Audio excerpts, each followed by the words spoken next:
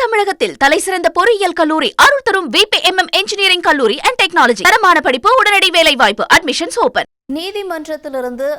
நீதிமன்றத்தில் ஆஜராவதிலிருந்து அமைச்சர் மரிய வில்சனுக்கு விலக்கு அளிக்கப்பட்டிருக்கிறது. முக்கிய செய்தியாக பார்க்கிறோம். விவரங்களோட செய்தியாளர் சுரேஷ் இணைந்திருக்கிறார். சுரேஷ், ஏற்கனவே இந்த சமரச பேச்சுவார்த்தை அப்படிங்கிறதுலாம் உடன்பாடு எட்டல. இப்போ என்ன வழக்கு நடந்துகிட்டு இருக்கு?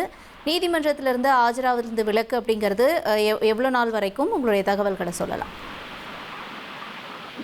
வணக்கம். தமிழக நிதியமைச்சர் மரிய வில்சன் 2022ஆம் ஆண்டு இருக்கக்கூடிய அவருடைய வீட்டிலேயே மரிய குலத்தையும் அவருடைய மனைவி கரோலினையும் தாக்கியதாக லாப்பேட்டை போலீசார் வழக்கு பதிவு செஞ்சிருந்தாங்க.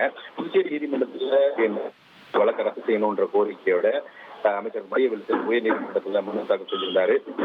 இந்த மனுவை விசாரித்த உயர்நீதிமன்றம் இந்த வழக்குல சமரச தீர்வு வழக்கு அனுப்பி நீதிமன்றம் உத்தரவிட்டிருந்தது.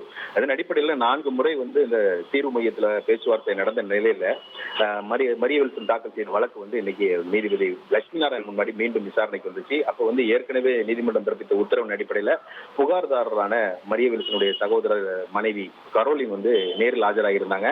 அவர் தரப்புல ஆஜராகியிருந்த வழக்கறிஞர் என்ன சொல்றாங்கன்னா, இந்த வழக்குல சமரச பேச்சுவார்த்தை நடத்த புகார்தாரருக்கு விருப்பம் இல்ல. முன்பு நீதிபதி சமரச தீர்வு மையத்தை அணுகும்னு சொன்னனால அதை மறுக்க முடியல அப்போதைக்கு என்ற ஒரு விளக்கத்தை அவர் தரப்புல அளிக்கப்பட்டது. ஆனா மரிய வில்சன் தரப்புல ஒரு பிரச்சனை தவிர மற்ற எல்லா பிரச்சனைக்கும் தீர்வு எட்டப்பட்டு விட்டது என்ற ஒரு கருத்தை அவர் தெரிவித்தார். ஆனா புகார்தாரர் சமரசத்துக்கு விரும்பாத நிலையில சமரச தீர்வு மையத்துக்கு தீர்வு காணும்படி நீதிமன்றம் நிர்பந்திக்க முடியாதுங்கிறதுனால அந்த வழக்கை ரத்து செய்ய கேட்ட மனு மீதான விசாரணை நடத்த வேண்டும் என்று நீதிபதி தெரிவித்தார்.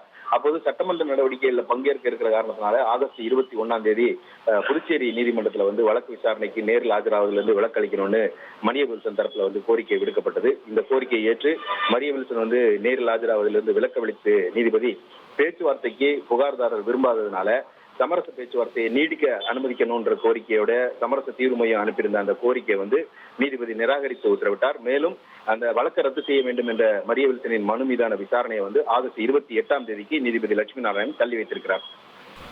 உங்களுடைய விரிவான தகவல்களுக்கு நன்றி சுரேஷ். தென் தமிழகத்தில் தலைசிறந்த பொறியியல் கல்லூரி அருள் தரும் VPMM இன்ஜினியரிங் கல்லூரி அண்ட் டெக்னாலஜி. தரமான படிப்பு, உடனடி வேலை வாய்ப்பு. Admissions open.